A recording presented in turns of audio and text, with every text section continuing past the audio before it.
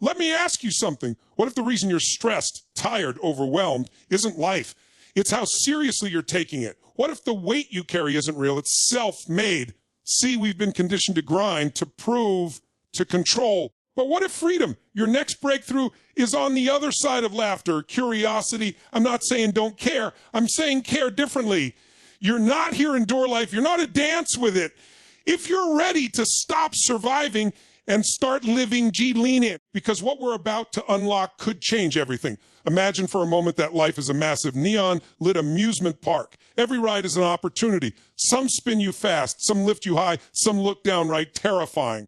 Yet most people walk through the gates wearing a backpack full of bricks labeled deadlinements and the constant need to be on. They tighten the straps each morning, telling themselves this weight is the price of admission, but it's not. It's a choice. The park doesn't charge you stress. It invites you to play. When you finally drop that backpack, the ground feels springier beneath your feet, your heartbeat sinks with the music of possibility, and suddenly the rides that once looked dangerous become exhilarating leaps into growth. Pressure is a thief dressed responsibility. It convinces you that if you don't grip the steering wheel with white knuckles, everything will crash. But the truth is you were never designed to live in constant clutch mode. Think of a professional athleting. Their peak performance happens in flow, not in clenched tension. The same physiology applies to you. When you relax your jaw, loosen your shoulders, breathe deeply, your biochemistry flips. Cortisol drops, endorphins, creativity floods in. Decisions become intuitive instead of forced. You stop reacting and start orchestrating. Play is not the absence of effort. It's effort energized by joy. It's the difference between pushing a boulder uphill and rolling it downhill because you found the right angle. Momentum does the heavy lifting when you operate from play. Now, let's get real. Bills must be paid. Children need rides to school. Projects have deadlines. I'm not suggesting you abandon responsibility. I'm challenging the story that responsibility must feel heavy. Reframe the language you've attached to your tasks. Instead of, I have to prepare that presentation. Try, I get to share an idea that could spark change. Words carry emotional codes. Shift the code and you shift your state. State drives behavior and behavior ultimately sculpts destiny. When you treat challenges as levels in a game, you engage curiosity instead of anxiety. Curiosity says, how can I win? Anxiety says, what if I lose? One question contracts your world, the other expands it. Expansion is where breakthroughs lie. Play also rewires your relationship with failure. Kids fall off bikes, laugh, and climb back on because the frame is fun, not fatal. Adults fall, metaphorically, and write a 10-chapter tragedy in their minds. But failure in play is feedback, pure data telling you to adjust your strategy. Thomas Edison burned through 1,000 light bulb prototypes without calling himself a failure. He called it finding ways that didn't work. Why? Because he was playing with possibility. Adopt that lens and every misstep becomes treasure map marking the next. You stop defining yourself by outcomes and start defining yourself by your relentless willingness to show up, tweak, and try again. And let's talk about relationships. Pressure pushes people away. Play draws them in. Think of the last time you laughed so hard your ribs hurt. Were you alone? Laughter is social glue and the fastest route to rapport. When you meet life with a playful spirit, you grant others permission to do the same. Teams innovate faster. Families connect deeper. Strangers become allies. Leadership grounded in play communicates, we will achieve, but we will enjoy the journey. That magnetizes talent, loyalty, and creativity in ways a fear-driven environment never can. People flourish where they feel safe to experiment and celebrated for their uniqueness. So here's the invitation. Strip off the armor, stash the scoreboard, and step onto the field with childlike wonder. Schedule joy like it's a boardroom meeting. Dance while cooking dinner. Brainstorm on a walk instead of behind a desk. Celebrate micro wins with high fives. Even if it's just you in the mirror, your nervous system will thank you. Your results will reflect you, and your life will become a testament to the power of choosing play over pressure. You have one ticket to this amusement park called life. Don't spend it waiting in the line of seriousness. Get on the ride, throw your hands in the air, and scream not from fear, but from the absolute thrill of being fully, playfully alive. Let me ask you a question. What if the emotion you're living in right now isn't a reflection of your circumstances, but a result of your choices? See, most people believe that emotions are automatic. I'm stressed because my boss yelled at me. I'm anxious because I don't know what's next. I'm angry because they disrespected me.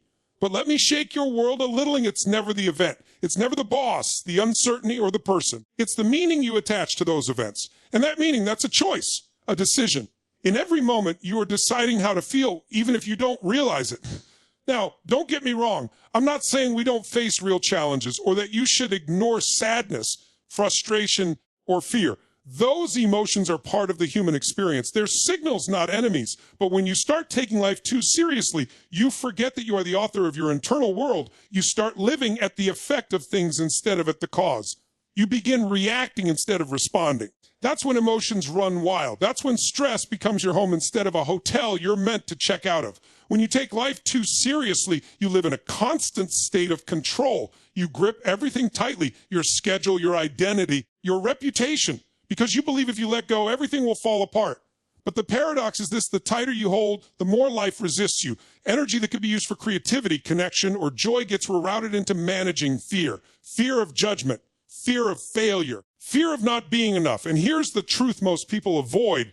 Fear is just a thought dressed up with emotion. And emotion, that's driven by focus. Where focus goes, energy flows. If you wake up and focus on everything that could go wrong, your body will obey. You'll feel tension in your chest. Your breath will shallow. Your brain will flood with cortisol. But if you shift your focus, you shift your state. Think about a time you laughed uncontrollably, maybe even in an inappropriate moment. The world didn't change, but your state did. That moment broke the spell of seriousness. That's the power of emotional choice. Let's go deeper. Your emotional patterns become your personality. If you constantly live in stress, you become a stressed person. If you live in overwhelm, you become someone who believes they're always behind. But what if you conditioned your nervous system for peace, for gratitude, for joy? You can. You absolutely can. But it takes intention. It takes breaking the addiction to seriousness, because for many, seriousness is a comfort zone. It feels like control, but control is an illusion, and joy is the truth underneath it. Taking life less seriously doesn't mean you care less. It means you trust more. You trust yourself to handle whatever comes. You trust that even if things don't go according to plan, there's growth waiting. You trust that humor heals and laughter liberates. And when you trust, you feel different. Your shoulders drop, your eyes soften, your voice slows. That's when you access a different frequency of emotion, not the kind that reacts, but the kind that creates. And let's talk about how this changes your impact. Because when you walk into a room carrying stress, people feel it. You don't even have to say a word. But when you walk with a playful spirit, an open heart, a lightness, you shift the energy. You give people permission to exhale, to connect, to show up as themselves instead of their mask. And that ripple effect, that's leadership, that's influence, not through force, but through frequency. So if you're constantly saying, I can't help how I feel, I challenge you, yes, you can. It starts by choosing what to focus on. It starts by laughing more often, especially at yourself. It starts by loosening your grip on needing to. Get it all right. Emotions are the language of your experience, but you're the one writing the script. Every day, every hour, every second, you get to choose what story you're living in. Will it be one of fear, pressure, and proving, or will it be one of freedom, presence, and playful power? Because the truth is your emotions don't come from your conditions. They come from your interpretations. And when you realize that, when you own that, you become unstoppable. Not because life gets easier, because you get lighter. And in that lightness, your power multiplies. Let me say something that may challenge everything you've been taught till perfection is a lie. It's a moving target that no one ever hits. It's the biggest illusion that robs people of joy, of progress, and of freedom. You've been trained, conditioned to believe that if you can just get it right, then you'll be safe. Then you'll be respected. Then you'll be worthy. But here's the truth. Chasing perfection is like running on a treadmill set to max speed and expecting to arrive somewhere new. You're burning energy. You're sweating like crazy, but you're going nowhere. Let's be honest, dang. How many times have you delayed a dream, a decision, or a next step because it wasn't the right time, or you weren't ready? That's the perfection trap. You tell yourself you need more knowledge, more certainty, more validation. When in reality, you just need motion, because clarity doesn't come before action. It comes from action. You figure it out by doing it by showing imperfectly, by taking the leap before you feel fully prepared. Perfection is fear in disguise. It's fear of failure, fear of judgment, fear of being seen. But progress requires courage, not flawlessness. When you take life too seriously, you feel this crushing weight to get it all right, to never mess up, to never be misunderstood, to never fail. You set unrealistic standards and then beat yourself up for not meeting them. That cycle kills momentum. It silences your creativity. It makes you second guess every instinct. And before you know it, you're paralyzed. You're standing still in a world that only rewards movement. But here's the wild part. No one who's ever made a meaningful impact waited for perfect conditions. Think about it, Gyati, the greatest innovations, businesses, ideas. They didn't start flawless. They started with a messy first draft, a shaky presentation, a leap of faith. Because those people understood something powerful. You don't grow by standing still. You grow by getting in the arena, by falling, by getting feedback, and adjusting on the fly. Your progress is built on a pile of imperfect actions stacked with relentless commitment. So what if you stopped treating mistakes like landmines and started treating them like stepping stones? What if you gave yourself permission to be in progress instead of in paralysis? What if every failure was just an arrow pointing toward a better direction? When you stop chasing perfect and start choosing progress, life becomes a lot lighter. The pressure lifts. You get to experiment. You get to create. You get to laugh at your missteps instead of judging yourself for them. You reclaim your power because you no longer tie your worth to the outcome. You tend it to your courage to show up. Think about a child learning to walk. They wobble. They fall off. They get back up. They don't sit on the floor and say, you know what? I fell 3 times today. Maybe walking's not for me. No. They keep trying, and eventually they get it. Why? Because the process is natural, because they're not burdened by the belief that mistakes equal failure. Somewhere along the way, adults forget that. We start believing we need to have it all together, and we measure our lives by how few mistakes we make instead of how bold we're willing to be. But the most magnetic people, the ones who inspire, lead, and uplift, they're not perfect.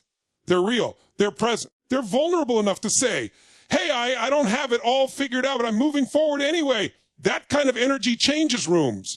That kind of energy builds momentum. And momentum is everything. Because when you're in motion, even if it's messy, you're learning. You're evolving, and you're building something alive. Life responds to movement, not a hesitation. So here's your invitation. Stop waiting for permission. Stop editing yourself down to fit into some mold of acceptable. Drop the mask. Share the idea. Start the project. Take the trip. Launch the business. Write the damn book, not because it's perfect, but because it's yours, and it matters, and it will evolve as you do. When you stop needing to get it right, you finally give yourself the space to get it real, and that's when everything changes. Because perfection may impress people, but progress transforms you, and that's what life is about. Not looking polished from the outside, but being alive from the inside. Control, that's the word that runs most people's lives. We don't say it out loud, but deep down, we all want control over our future, over our emotions, over our others to see us. And it's not because we're greedy or selfish, because control feels like safety. It feels like certainty. But here's the problem. Life doesn't play by those rules. Life is not a spreadsheet. It's not a perfectly scripted movie. It's messy. It's wild. It's unpredictable. And the more you try to grip every detail, the more you miss the beauty that comes from letting go. When you take life too seriously, you step into control mode. You tighten up, you try to plan everything, fix everything, micromanage outcomes. You treat every moment like a task to solve rather than an experience to live. And when you do that, you lose something priceless. Connection. You lose the magic that happens when you're fully present with another person. You lose the laughter that comes when you're not trying to impress. You lose the flow that arrives when you're not trying to force. The truth is, control is often a mask for fear. Fear of not being enough, fear of failing, fear of being judged. So we try to shape everything around us to protect ourselves from those feelings. But what we don't realize is that in trying to control life, we actually shrink it. We close off spontaneity. We close off intimacy. We close off joy. And the irony, the moment you release the need to control is the moment you step into real power. Not the kind of power that dominates, but the kind that connects. Think about your best relationships, the people you trust most. Chances are those relationships aren't built on perfection or performance. They're built on honesty, on being seen, on being human. You don't bond over how well someone holds it all together. You bond over moments of vulnerability, over shared stories, over laughter that catches you off guard. Those connections don't happen when you're in serious mode. They happen when you're relaxed, when you're open, when you're present. When you take life less seriously, you stop needing to control how others perceive you. You become okay with being imperfect. And in that space, you actually become more magnetic. Why? Because authenticity draws people in. When you drop the performance, others feel safe to drop theirs. And that's when real conversations begin. That's when collaboration deepens. That's when love expands. People don't want your mask. They want you, your energy, your presence, your truth. Now, let's talk about leadership, whether that's in business, your family, or your community. So many leaders think they need to have all the answers. They think seriousness equals respect. But the leaders who make the biggest impact are the ones who create environments where people can breathe, where mistakes aren't punished, they're learned from, where ideas aren't shot down, they're built upon, where people aren't afraid to speak up because they know their voice matters. That kind of environment isn't built through control, it's built through connection, and connection begins with lightness, with trust, with the courage to say, let's figure this out together. Life becomes a lot more meaningful when you stop needing to win every battle and start choosing what really matters. Would you rather be right or connected? Would you rather look in control or feel fully alive? Because one of those paths leads to stress, isolation, and burnout. The other leads to intimacy, collaboration, and flow. And it's a choice, one you can make every single day. You can choose to approach your relationships, your career, and your challenges with a sense of openness instead of rigidity. You can laugh at the missteps, dance in the mess, and find meaning in the in-between moments. You can stop trying to engineer every outcome and start trusting that you are equipped to handle whatever comes. You don't need to see the whole staircase. Just take the next step, and take it with joy. At the end of your life, you won't remember how perfectly you managed everything. You'll remember the people you loved, the moments you shared, the times you laughed so hard you cried. Those are the moments that happen when you're not trying to control them. They happen when you're present, when you're human, when you take life just a little less seriously. So let not of your goals, not of your dreams, but of the pressure to control everything on the way there. Replace control with trust. Replace performance with presence. Replace seriousness with soul. And watch your relationships deepen, your energy rise, and your life transform. Not because you tighten your grip, but because you finally let go.